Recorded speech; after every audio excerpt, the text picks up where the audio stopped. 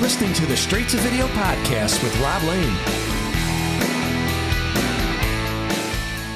Welcome along to a brand new episode of the Straight to Video podcast. Now, have we got a great episode for you guys today or what? Today's guest is the brilliant Dave Hause, who I gotta admit was an absolute joy to speak to recently. I've been a fan of Dave's music since I heard his band The Loved Ones back in 2006, and this was like right in the middle of the crazy busy period for our band TCC, and my bandmate Jamie Dellerick was a massive fan of these guys, and we would play their album Keep Your Heart to Death. Jamie loved that album so much he even had the album's title tattooed on his wrist, which is something Dave and I talk about during our chat. Dave has since gone on to be an incredibly successful solo artist, but I say that in kind of like the simplest terms. He's always surrounded by a killer band, which has for the last few years featured his younger brother Tim, and most recently during lockdown, Dave has recorded and released 2 amazing EPs called Patty and Paddy, each one featuring cover versions of 2 acts that have influenced him over his career. The first, Patty, features covers of all Patty Griffin songs, whilst the other, Paddy, is all covers of songs written by Patrick or Paddy Costello of the band Dillinger 4. These are all done in Dave's stripped-back acoustic style, and they really do sound amazing, and it's a super cool way for fans of Dave to be exposed to these artists, and I guess vice versa. This is one of my most favourite chats I've done on the Straight to Video podcast so far. Dave makes you feel really at home throughout, is incredibly friendly and open, and if I can get a hardcore punk rocker from Philadelphia to discuss his favourite hair metal bands, then you know I'm onto a winner. Yes, that actually happens. Please be sure to visit davehause.com to pick up a copy of the 2 new EPs, and if you're not already familiar with Dave, then there's a great back catalogue of stuff to dive into and all his associated bands. So without further ado, please enjoy my Straight to Video chat with the mighty Dave Hause. I couldn't stop the ringing in my head. I couldn't stand not seeing you one more time before death.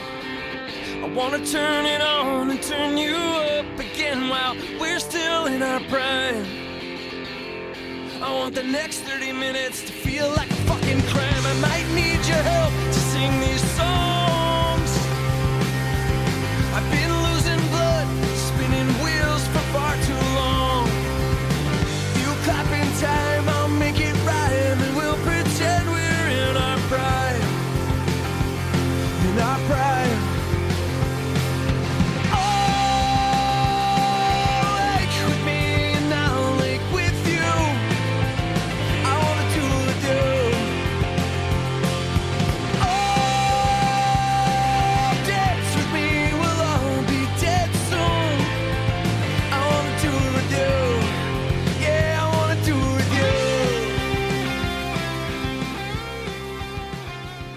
Congratulations on winning Halloween with your Shining costumes.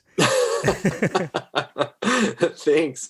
It's so it's so funny what translates and what doesn't, you know. Like, I wasn't even sure if I'd post that picture because I was like, are people going to get this? And you know, we live in these strange times where things are forgotten, you know, like even great works of art are being forgotten because we just have so much content flying at us all the time. So it was cool to see how many people got joy out of what I was, you know, what I thought was really funny, you know, like just watching, just dressing them up and then dressing ourselves up and be like, wow, we look pretty fun.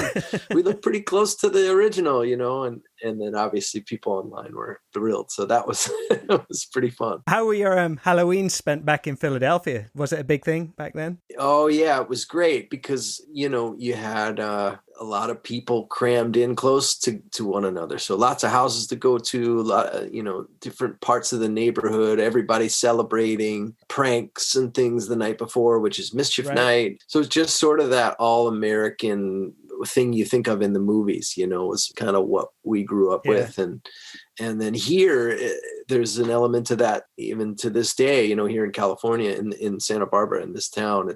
I laugh with my sisters often and say, oh my God, they're like, what's Halloween like there? And I'm like, it's like E.T., the scenes where they all dress up because the houses are a little bit more spread apart. That sort of suburban idea of what Halloween is in E.T. is what it looks like here. So very cool. Did you have any particular costumes back then? Back then, I had this trick that I did with gelatin. I won a Halloween costume party prize one time for it.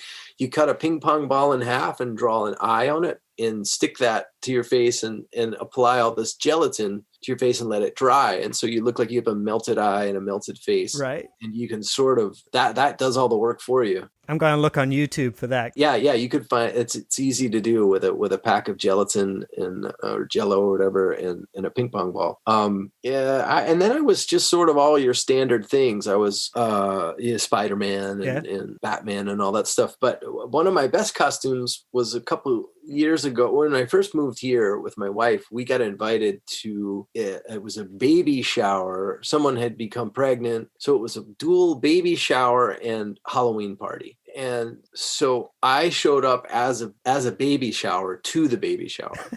And, acting as if I didn't understand. And so I crafted like a Karate Kid style shower around myself and dressed inside as a baby. So I had like a diaper on. And super literal. Yeah. And so I walked in with this big shower and people were like, oh, Karate Kid. And then I opened it and I went like, oh, this is a baby shower. Oh, so that was like my ridiculous. That was my last good Halloween idea other than the one we had just the other day of The Shining, because the boys really kind of resemble those twins in The Shining. So that was my last good idea until this one, and that was an idea that my wife and I shared, so I can't really claim full ownership. I've heard you say that when you was growing up, you've always been surrounded by music since a young kid, with your parents being fans of Tom Petty, Bob Dylan, Springsteen, all that kind of stuff. As a kid, did you genuinely enjoy that music back then, or was it just in the background and something, obviously it's an influence on your songwriting now, is it something you appreciated later on, or was you always a fan and always enjoying the songs? I was always a fan, and then I was bringing the stuff that was compelling to me into the house too. And my folks recognized early on that I had my own interest. I really liked Lionel Richie as a kid, so I bought that record for my mom as a birthday gift, which she kind of opened it up and was like, who's this for? And the jig was up. She knew that I really wanted the Lionel Richie record, Dancing on the Ceiling. Still one of the greatest 80s pop tunes ever. Amazing.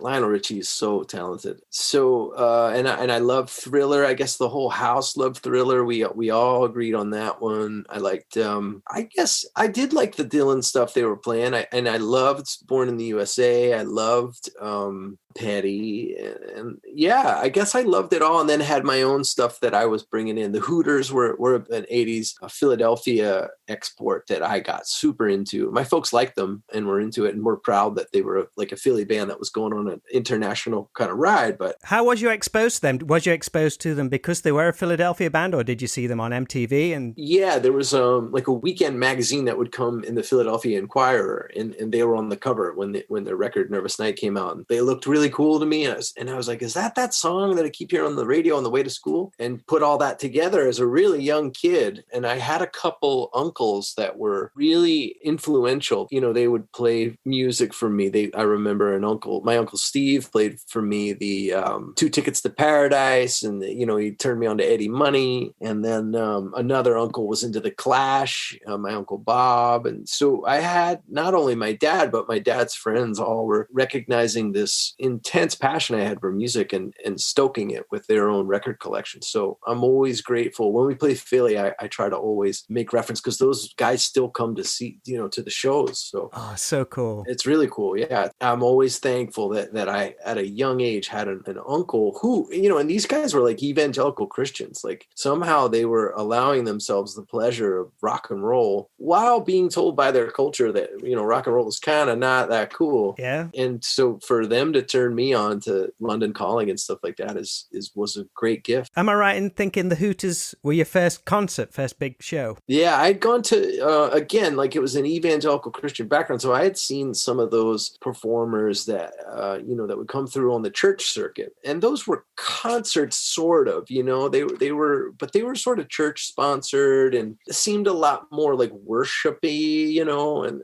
they were part of that sect. But this was like the first real show that someone, and I went with my uncle. I went with my uncle Steve to see the Hooters, and we sat, I think we were 3 rows from the back, and he still talks about when the first chord hit, and he said the fear of God entered me. The loudest thing you'd ever heard up until that point, probably. Yeah, and the coolest thing at the same time. And that's a weird thing for like a 7 or 8-year-old kid to experience, that, the simultaneous fear and excitement, and that got into my blood then, and I was doomed. Kind of like when you see a horror movie as a kid, like you're terrified, but you just want to keep watching. Yeah. So that was must have been 1985. And so I guess I was 7 or somewhere around there, 7 or 8. And yeah, that was it. After that, I was bugging my parents to go to any concert I could possibly get to. What I think is really cool, just diving into prep for this interview, is the fact that you got Eric Bazillion from the Hooters to produce your album Bury Me in Philly. Did you specifically seek him out? Had you met previously or anything like that? What happened was I was going to make that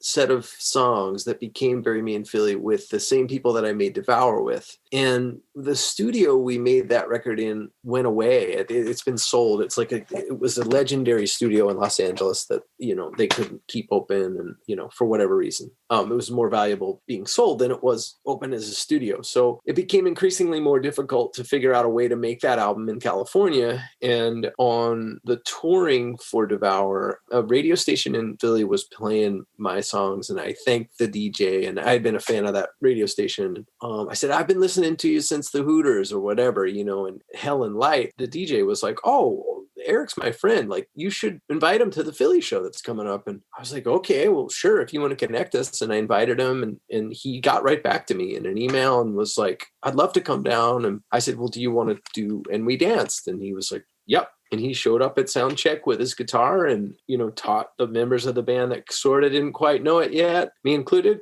and came out, and we played it that night in the encore. And then we started a dialogue. And as things became more and more difficult making that set of songs in California, I just said, hey, I think I'm going to just go and do this in Philly at Eric's if he'll have me. And so I emailed him and said, hey, here are my demos. Can you just take a listen to these? And he was like, I love it. Like I sent him with you first and the Flinch maybe or whatever. He was like, let's make this album. And it was really easy. It was like we figured out the time that we were both available some months later. And it was the inverse experience of what I was dealing with in California, where are we going to do this? And how are we going to get everybody paid? And he was like, we'll do it all here. We'll do it in my house. He was still he lives in Sweden now, but he was still living in his house outside Philadelphia and had his studio all set up. And it went from 0 to 60. I was sort of, the songs were just like needing to be done and put out. I mean, I had waited so long to do it, and it just suddenly happened. And then, we ended up making Kick together as well, which was a bit of a different experience due to a ton of different factors. But the Bury Me in Philly record in particular was like the stars aligning for our working relationship, and it was really exciting. An insane, like, full circle kind of moment, really. I mean, because you pay a lovely tribute at the end of the Flinch video where you do the contrast with the photographs of the young boy from the video and then the photograph of yourself. Yeah. So cool you've actually got that photograph. It's awesome. Yeah. I'm glad. It's the thing, man. Hold on to your photos. You never know. They could be really useful when you're making music videos. So from bands like the Hooters, I've heard you say you edge towards more harder edge music, getting into hard rock, heavy metal like Iron Maiden and Metallica. You have also mentioned, though, in passing that you touched on some hair metal too. Yeah. So we're in a safe haven here. I'm actually wearing a Headbangers Ball t-shirt. So cool. I was just wondering if you could let me know a few names of who you touched on. Oh yeah. I was, it was like a drift. I guess it must have been a drift along with whatever was popular. So I liked Great White, and I liked Guns N' Roses, and I liked Stryper, and let's see, who else would it have been?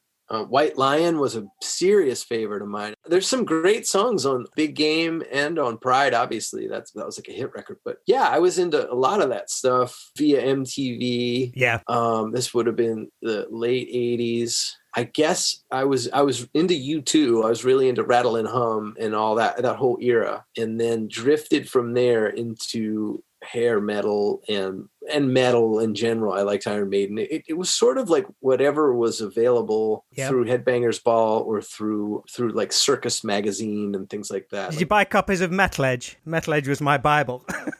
Yeah, exactly. And so those magazines didn't discriminate. You could like Great White and Slayer. Mm-hmm. And later that wasn't true. But so that was kind of the way it went. And then I guess Aerosmith was a really big one because they were huge. Had that massive comeback with Pump and all that kind of thing. And Permanent Vacation. Yeah. So I was super into those records, and it was a natural bridge from there to me, for whatever reason, to get into Metallica and Iron Maiden and all that stuff. And then, so it was like Aerosmith into that. And then within that, you had Danzig sort of half in the punk world and half in the metal world, the way I saw it at the time. I guess he was fully into the metal world. There was so much kind of crossover. I would imagine you talking around like the late 80s, early 90s and stuff. Like, you had like your Anthrax and Suicidal Tendencies and all that kind, and it was all kind of lumped in under that big banner. It was great, really, for the amount of variation that was available at that time. Yeah, there was a lot of great music then. And then, then the sort of, I guess the way that the narrative's been shaped now is that Nirvana blew it all out. But that's not really even true.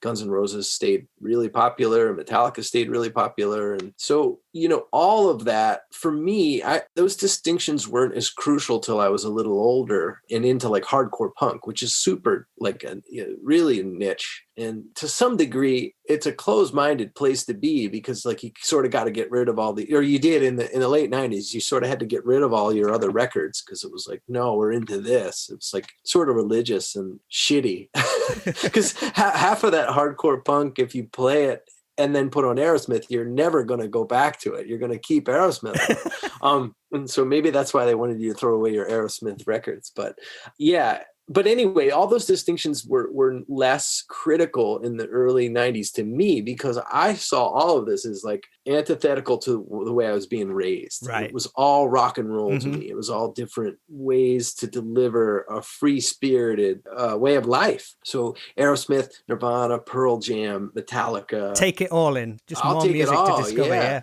And that Tori Amos, Jane's Addiction, all that stuff, anything that was going on then, I was like Nine Inch Nails. I was into all of it and sort of still am. It's sort of still how I view it. And it's interesting because as culture has developed, and especially in America now, the way that culture has turned, it all still feels in opposition to the dehumanizing factors of modern life. You know what I mean? Like a lot of that music still it feels like it's made in spite of the fact that we're under this like weird corporate pressure or something. You know what I mean? So listen to a few interviews. You also mentioned Bryan Adams, and all of a sudden I was like, holy shit, that kind of makes sense in the way that you come across live. You've got that great ringleader quality, which he always has and is so important as a frontman. Have you ever seen him play live? No, I haven't seen him live, and it's a regret of mine. I wanted to go to the Reckless tour that he did, like a reunion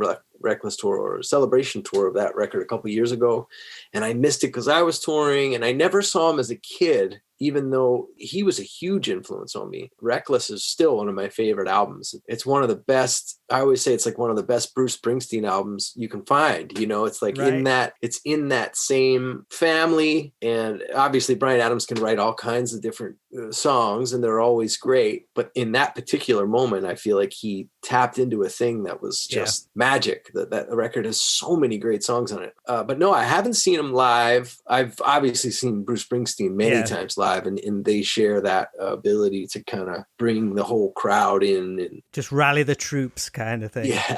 Yeah. So that might be where more of that influence comes for me because I haven't seen Bryan Adams, but it doesn't surprise me that he approaches the show that way. And I've seen him on TV too. I'd never seen him live until I think it was probably about 5 years ago. I went with my sister. I think within like the first 5 songs he'd played Run to You, Summer of '69, Everything I Do, and probably another one as well within like the first 5 or 6 songs. And he still played for about another 2 hours afterwards, and it was still hit after hit after hit. It was unreal how many songs. He's great. Yeah, he's one. I mean, incredible talent. Holy mackerel! And still got pretty much the same band as well, I believe. I think so. Yeah, I think the secret weapon of that band is a guy called Keith something or other, the guitar player. I think he was instrumental in the songwriting of Reckless. But I'm not sure. I can't remember his name. Like I say, all these rock bands were kind of your pathway to punk rock. So you mentioned the Clash, London Calling, which were some of the other first bands you found. And did you ever like relate as much to the UK and the US style? Was there ever any kind of difference to you? Or was it just like, all different music coming? I'll take it all. The only 2 punk bands, well, I guess there were 3 punk bands that I liked leading up to getting into punk really and truly. And that was the Clash, 4. It was the Clash, the Sex Pistols, the Ramones, and the Misfits. Those were the 4 that I was aware of as a kid. And I didn't connect the dots. You know, for me, the Ramones I thought were great, but didn't really even understand that they were punk. You know, to some degree, I almost thought they were like 50s music, you know, at the time, because I had only heard them. I didn't see them as a kid. And then the Clash and the Sex Pistols, I was aware that that was a UK thing and thought both were awesome. And I thought, to me, that was the definition of punk, until I picked it up later and was into Metallica and saw the Misfits t-shirts and things and heard their covers of Last Caress and Green Hell. And, okay, I got to get into this Misfits band. And then started to connect the dots that was punk, along with the Ramones, and that these were all part of the very first wave of punk. And, you know, that's when a lot of the lights started to go on. And then a bit later, I got into Sick of It All. So there was this other thing happening, which was bands from the underground were getting signed to major labels. And then there was the CD Club, Columbia House or BMG. There were these things where for a penny, you'd get like 10 records or whatever. We had exactly the same thing over here. Yeah, I bet you did. And so it seemed like a great deal, but it was hard to find the stuff that looked like what you wanted. Like, you know, there was obviously like Peter Cetera records that you could get there. You might be able to get Aerosmith, but you wouldn't find much of this like punk that I was searching for, or metal. So you just pick whatever, you know, okay, Sick of It All. That looks like something I would like, or right. Biohazard or whatever, you know, these kinds of things. Bad Religion was another one, you know, Recipe for Hate. I got to get that one with the wolf on the cover. So this kind of stuff was starting to trickle in amongst me and my peer group of like skaters and nerds and long hairs and people who like smoking pot and drinking and stuff. Like this was all swirling around, and we were sharing these CDs and cassette tapes, and here's a mix, and on that would be the Smiths. This sounds crazy and great. Or The Cure, you know, was another one that, because of the way they looked, it seemed compelling, and then the songs were undeniable. You know, they just, oh man, I love this. And when I'm feeling in a mood about this girl I'm pining for, that's what I'll go to, is The Cure, even though, you know, I was inundated with all this heavy metal and punk and things. So it was just this cauldron of all that stuff swirling. And again, it all seemed anti-establishment. I think that was the thread that seemed to tie it all together. Was none of them looked like our parents. None of them looked like the people running the country. None of them, who were all square. None of them looked like people at church. They all were these wild gypsies. And they were saying these crazy things, you know, everything from Misfits to Bad Religion to Metallica or whatever. It all was like, whoa, I never thought about it like this. So it was opening my mind wide open. And then right around, you know, with the advent of grunge and all that stuff, and then that led into punk. Then by that point, I was a teenager and understood the connections of Operation Ivy and Rancid and Green Day, and sort of became very immersed in my local hardcore scene. And then the internet happened, which basically made all this stuff easy. You could download all the information I just said in seconds and learn, I know all about... You got the instant family trees of how everything's connected. Right. And to some degree, with that being gone, it almost feels like there's less of a niche, less of a place for people to belong. And in some ways that's really cool, because you can just like anything that you hear. And in other ways, you wonder if people are rudderless and don't really know how to find what they really like and want. I don't know. It's weird. It's weird. So was you playing guitar during this time?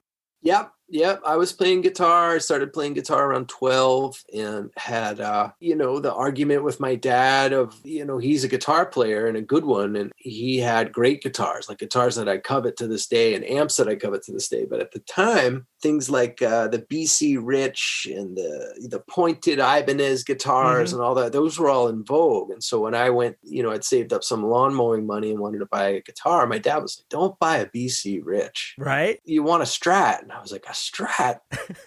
That's what Eric Clapton plays, and he's like, right. That's why you should get, or whatever. So I ended up with this like black Ibanez guitar that is still around, and played that for a while and got into, various guitar music, the Joe Satriani and Steve Vai. And it's funny, as we have this conversation, I'm realizing, man, I listened to a lot of music back then.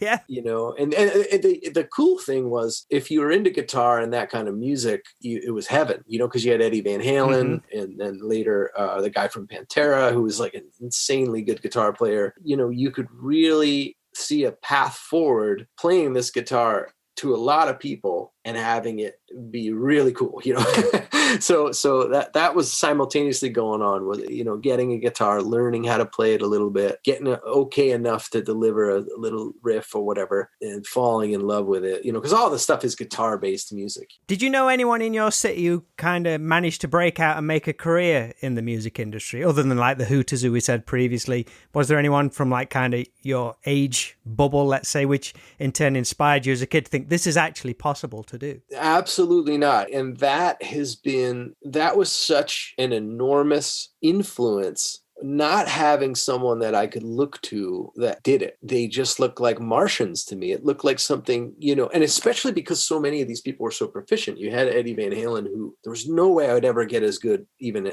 half as good as him. So I thought, I'm never going to be able to play on stage. I'm not Kirk Hammett or whatever. I'm not Slash. So this is where punk became even more influential a couple of years later. Was like the hardcore bands were just regular people. They were regular people from New York, and we would go up on trains to CBGBs and see these Sunday matinees, or go to New Jersey to a fire hall, and bands that we loved were playing right in front of us and then selling us their t-shirts from the merch. Right. And some of them going back to work Monday morning, going to plumber jobs or whatever, and we were like, whoa, we could do this. This isn't Eddie Van Halen. This isn't Steve Vai. This isn't, or in another realm, this isn't Joni Mitchell or Whitney Houston, where it was like, these are the most amazing singers and songwriters. Like, these guys were just dipshits that put together a couple songs, screened up some shirts, made a 7-inch, and there's 400 kids diving all over each other. I'll take that. That'll do me. Yeah, I could try that.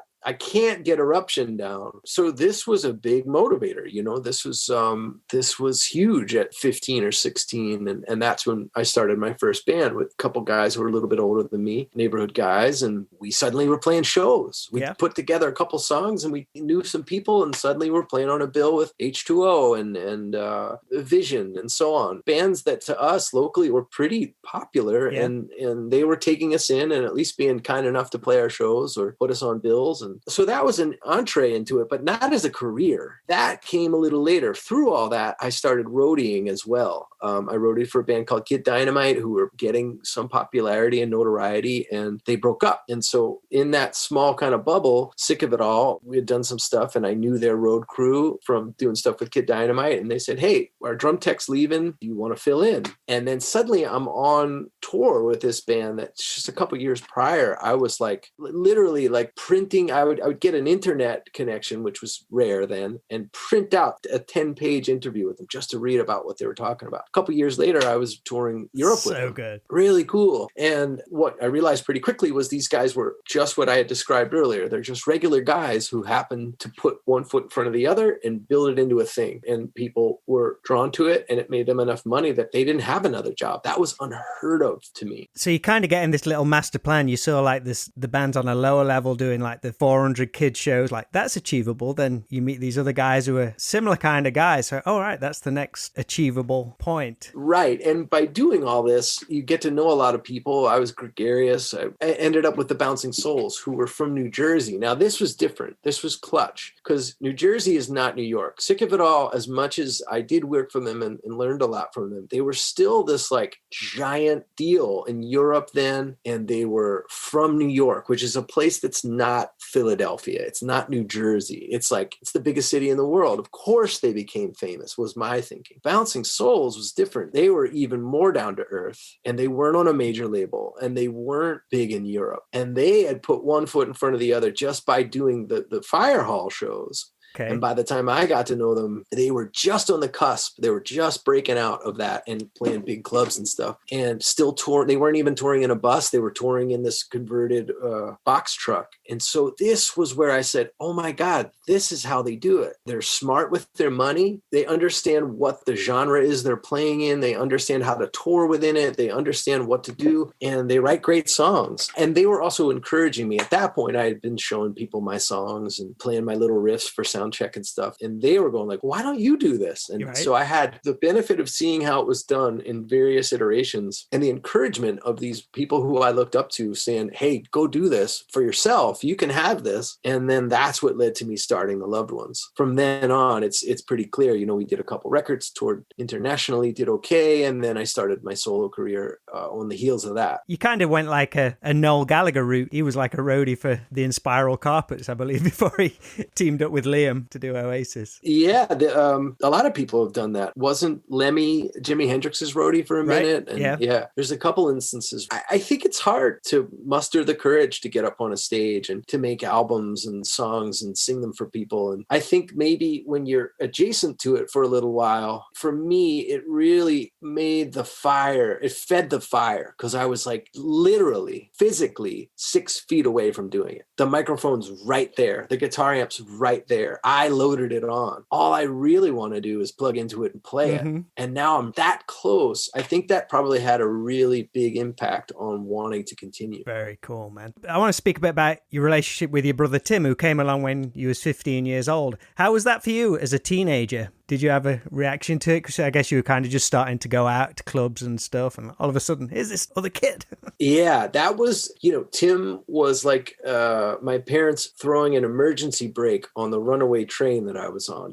I never had a brother. I had 3 sisters. I got along with them fine at the time. They're now my best friends. At the time, I was, it was a wild working class scene, steeped in religion, and I was 15 and, taking drugs and drinking and listening to music and chasing girls and all the stuff, and really had one foot out the door or both feet out the door. I didn't want as much to do with my family. And then finally, suddenly my parents deliver this brother that I've been wanting, through each sister. I always wanted a brother. Suddenly he's here and he was cute.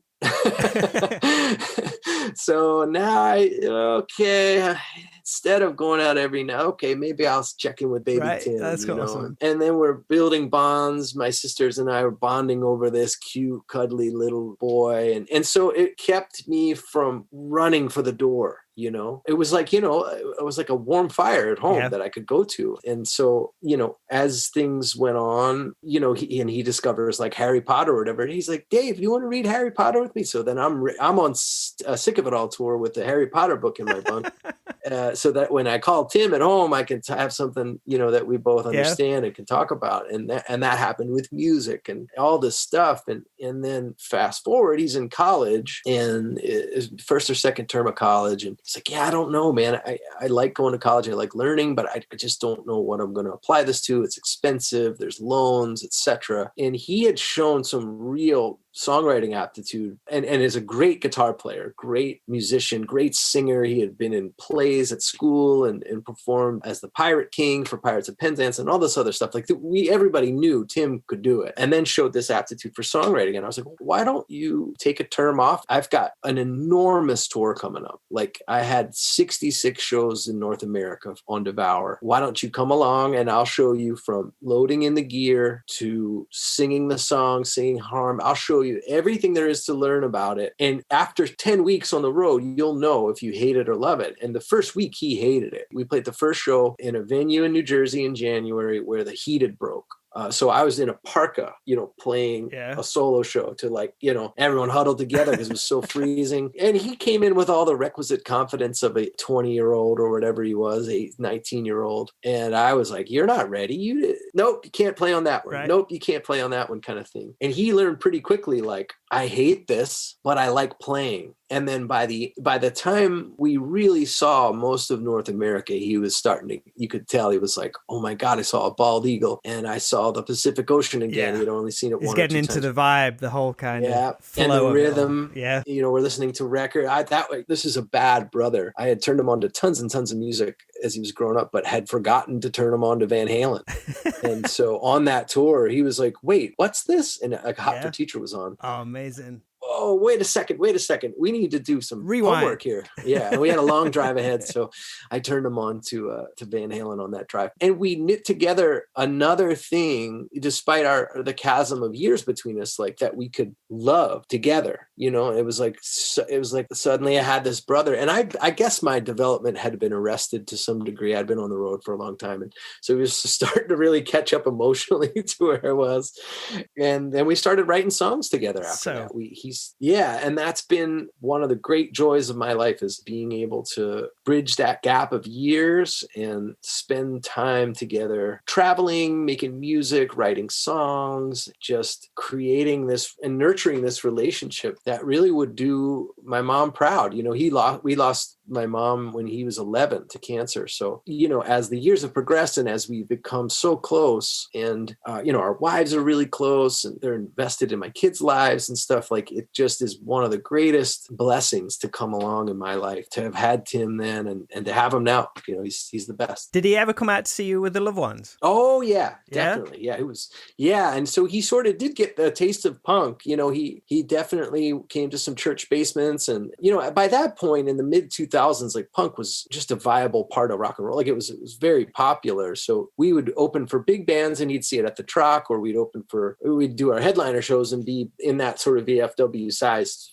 300 or 400, 500 people, and he'd come to both. And so he started to get a good sense pretty quickly of what that whole scene was. He was into the Bouncing Souls. He loves Alkaline Trio and, Bad Religion and all that stuff. So he's influenced by all that stuff. Not as much as I was. He's more of like a rock purist, I guess, or a song purist. It definitely doesn't have near as many hang-ups as I did earlier on about like what the rules of punk are. He couldn't give a shit about any of that stuff. Me and my friend Jamie saw the Loved Ones in 2006 at Joseph's Well in Leeds. Oh, that was such a great show. Yeah, we turned up and the show was sold out. And just before we're about to leave, you came walking by and my friend Jamie shouted to you and he showed you his Keep Your Heart tattoo, which he had on his wrist. And you got us into the gig, which was super, super cool. And if I'm correct, I think it was also Jamie's first sober gig after stopping drinking.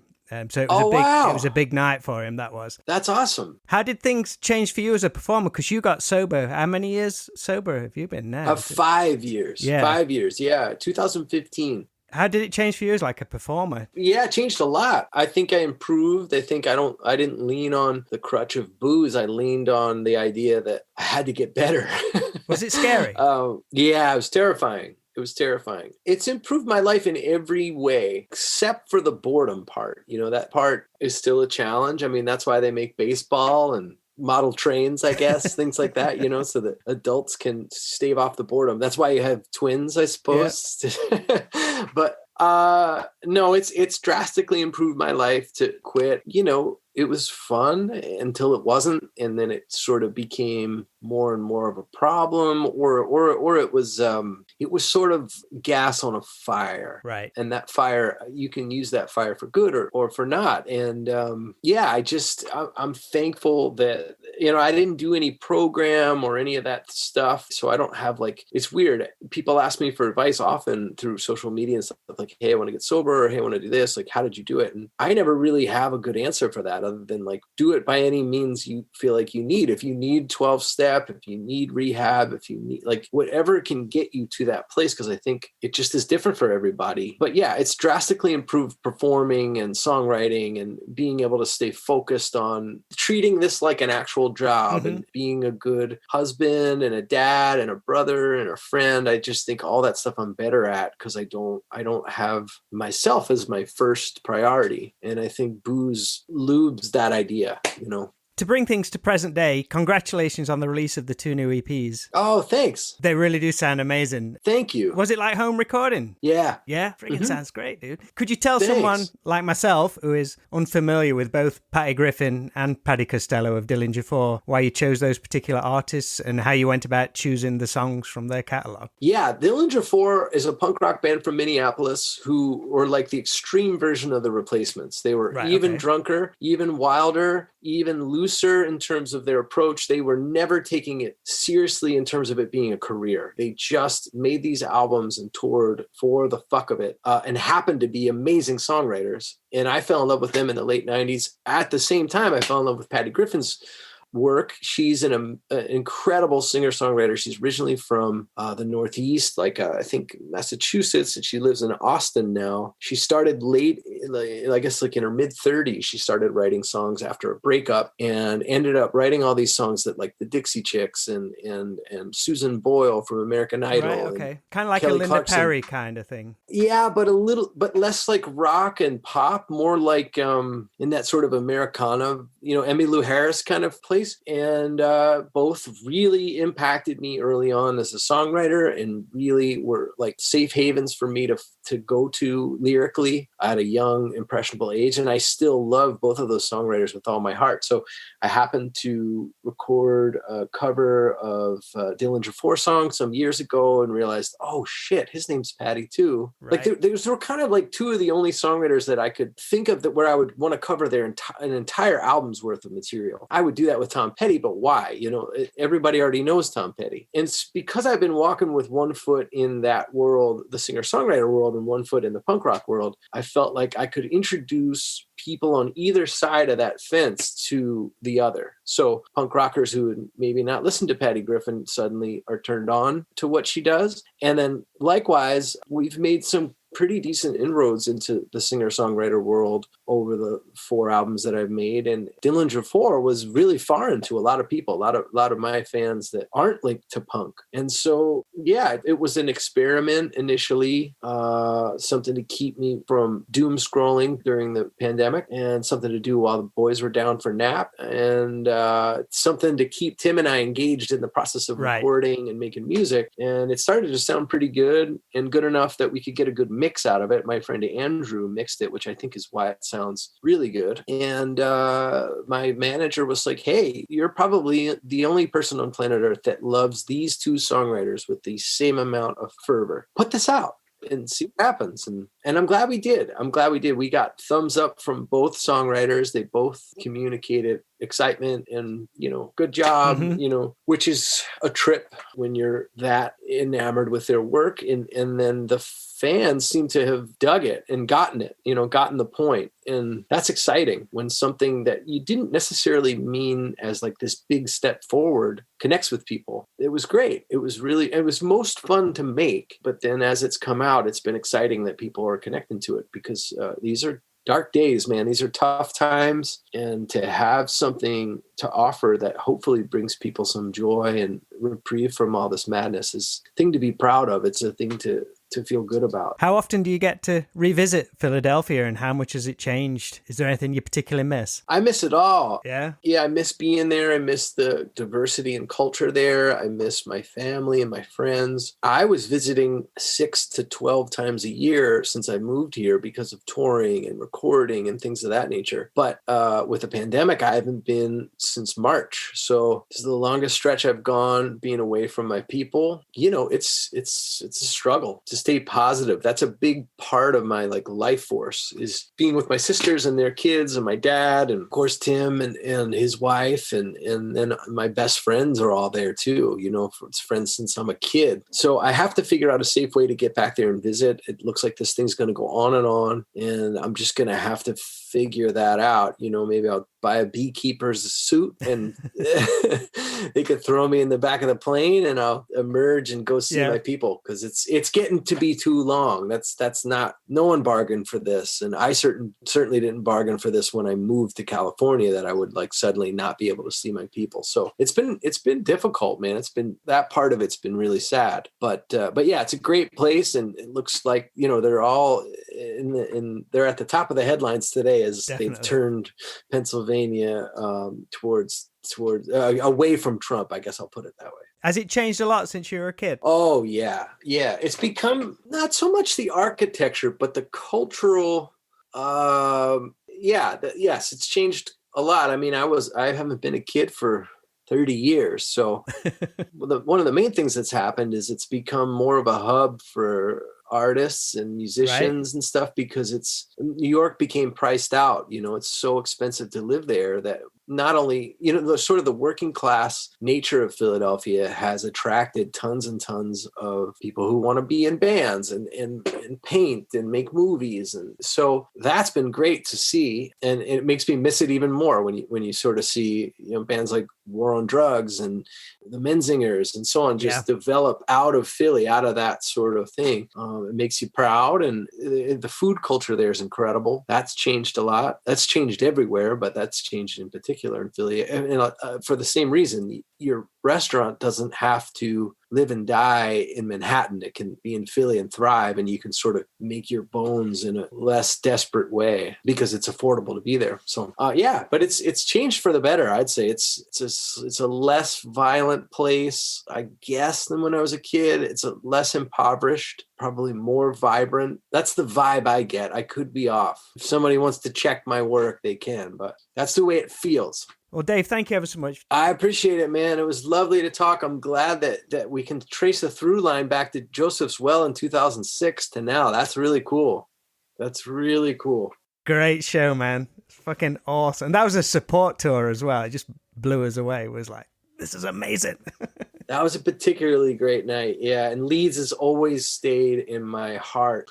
Yeah. I really miss the UK, man. I have my little bottle of Nando's hot sauce that I put, I get that out to try to relive my, no, I really do. I really miss being in the UK. I really miss touring Europe. It's painful, but let's be safe and get back to it as soon as we can. Again, thank you for your time, Dave. I really appreciate it. It's been lovely to chat to you. Thank you, man. See you soon.